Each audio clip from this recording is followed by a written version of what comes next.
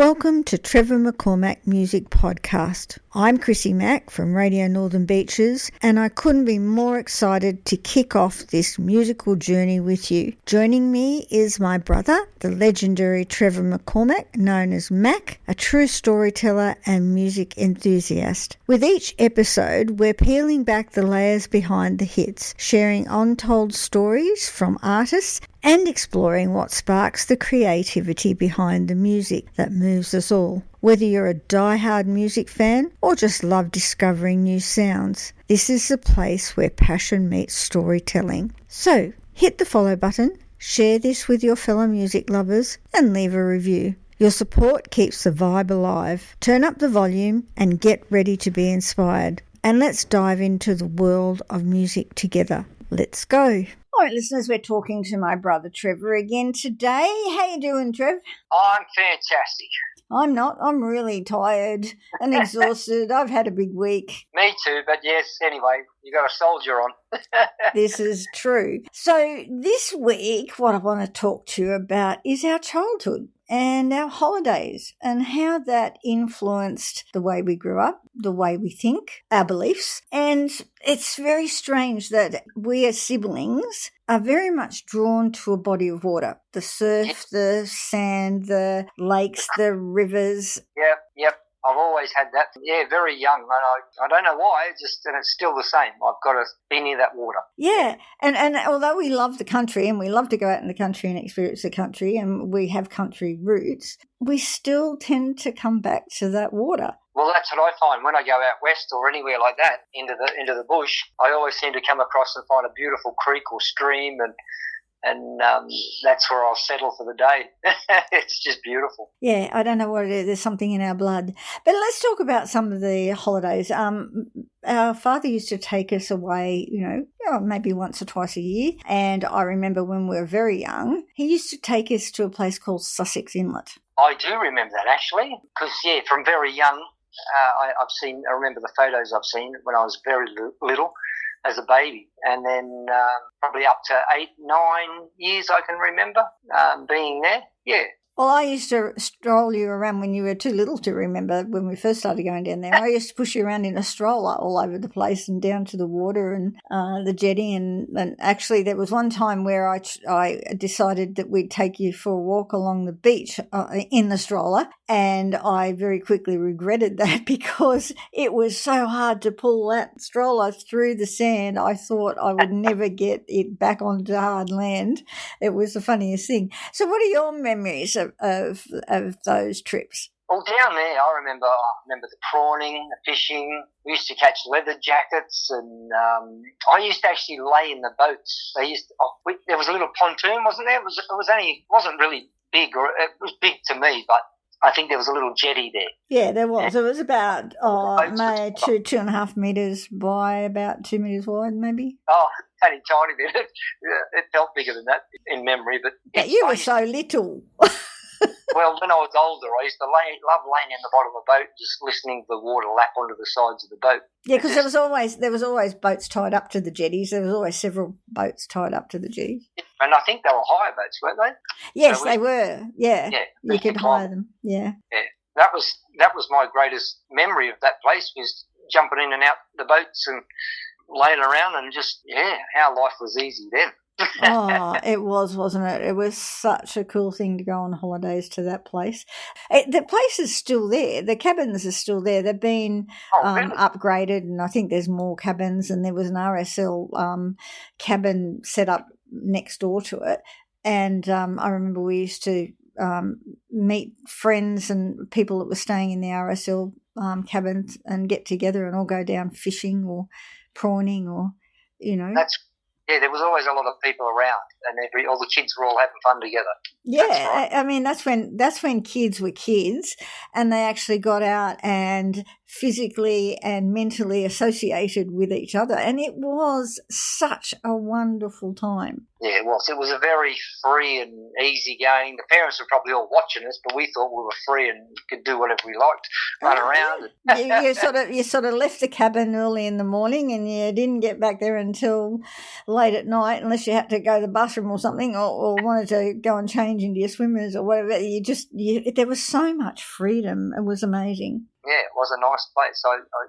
I said there's a lot of photos for when I was very young that I remember. But later on, I've got the memories of, running around there and fishing and going out in the boat of a night, having a lantern, the old lanterns. Yes, the lanterns which attracted the prawns and the garfish.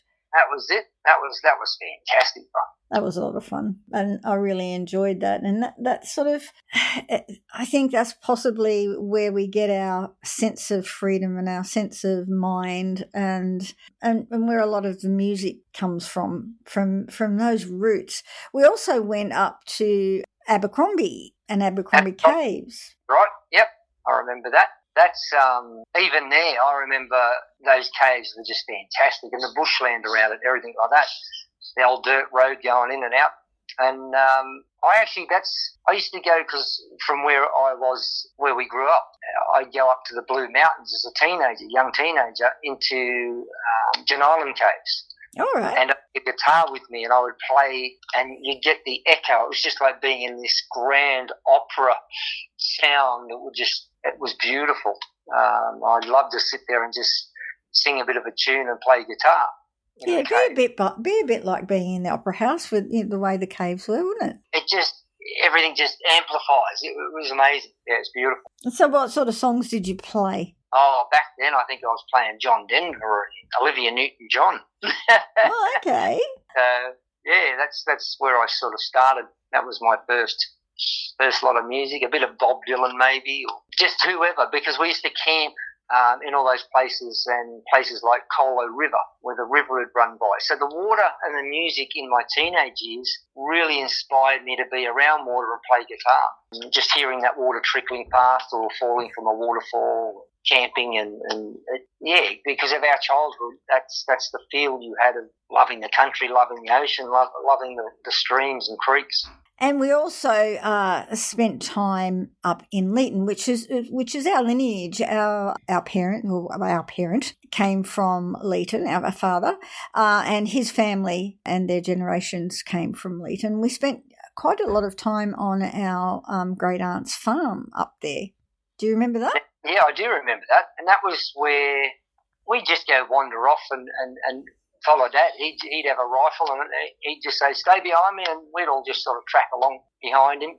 And he taught us how to catch rabbits out of rabbit holes. So we'd make a little bit of a fire and smoke up the main hole, and we'd have Hessian bags. And us kids would be giggling and sitting around and holding the Hessian bags over, and all the little rabbits would run out into the bag. We used to have all these little baby bunny rabbits we'd play with all day. Yeah, do you remember we wanted to keep them for pets? Dad let us play with them for a while, but there was no way he was going to let us keep them for pets. But we did have fun while we were on the farm. We were allowed to wander quite a way. Like, it was a working sheep farm, and they had their own cows. We used to go up of a morning and milk the cows and help. Daisy was my favourite. We actually had to put her in a yoke to milk her and tie her back leg because she would kick, and we would go up and we would milk the cow. We'd milk Daisy, then we'd bring the milk back for breakfast, and it would be separated out, so our aunt would take the majority of the milk and take it in to boil it, but she'd put a whole lot of milk in baby bottles, and we used to go out to the orchard which was around the house and feed the baby lambs, because they'd bring the baby lambs that lost their mother into a little pen in the orchard.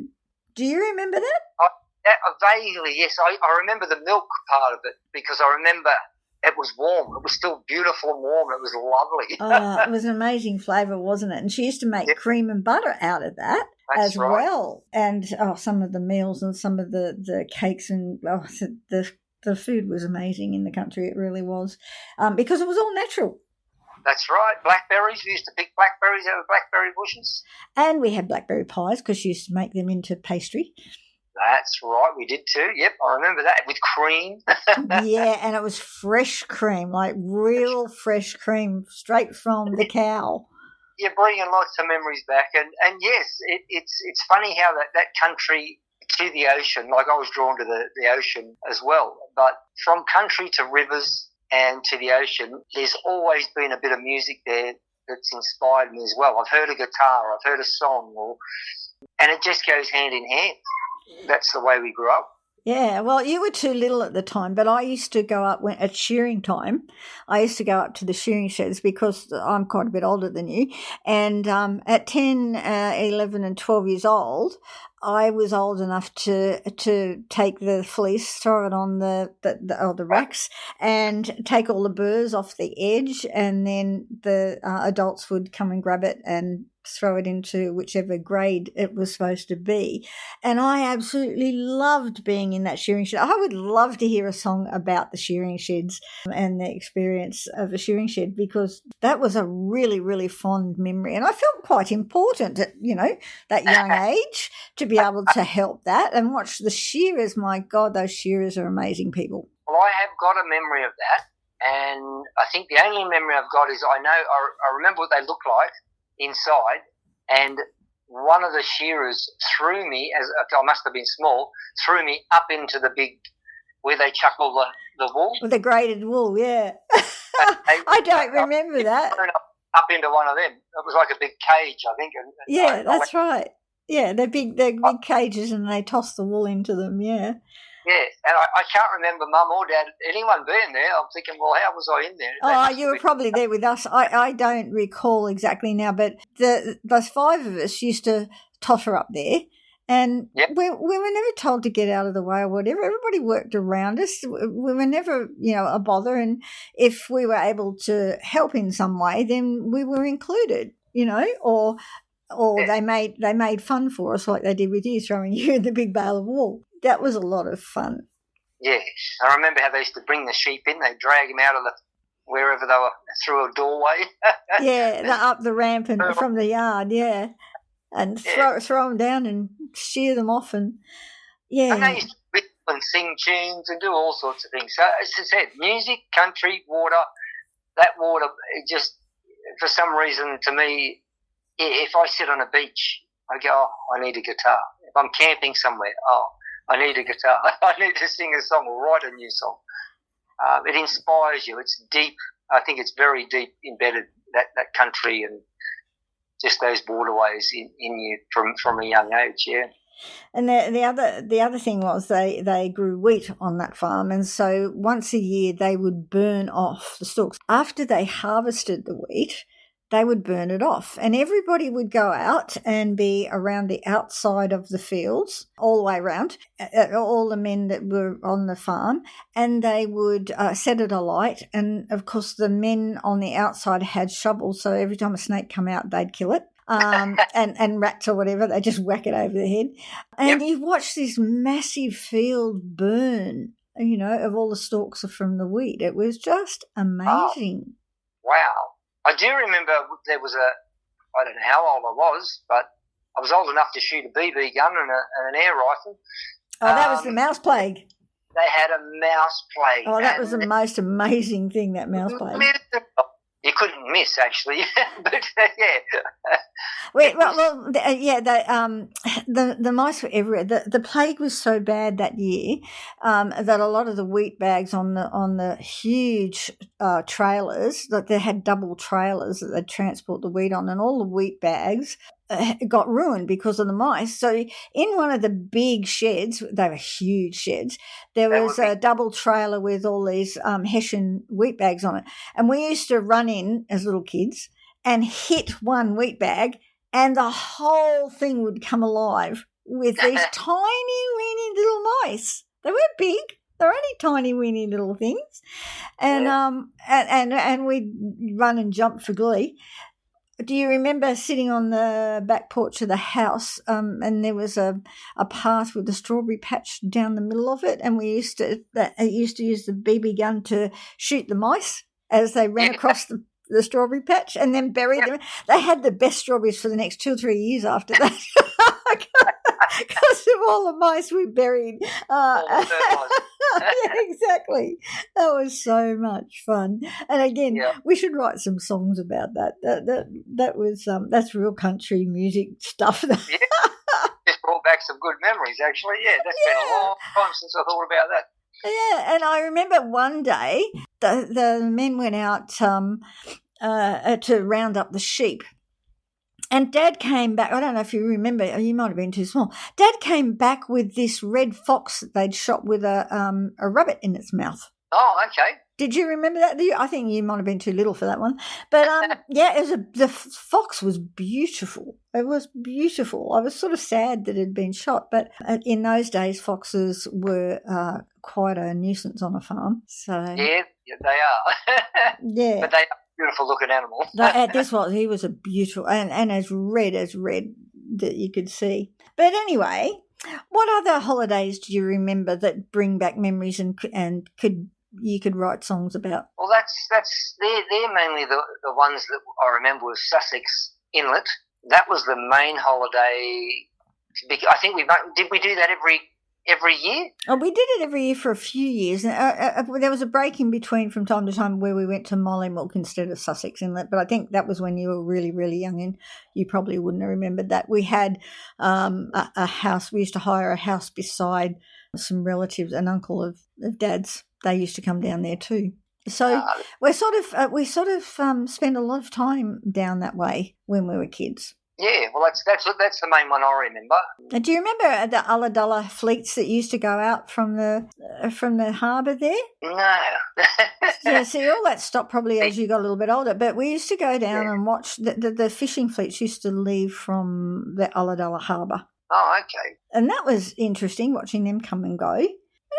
It hasn't changed that much down there. I suppose I haven't been down for a while. My son lives down that way now, but there may be more housing and whatever further, like just off the coast or into the coast or whatever.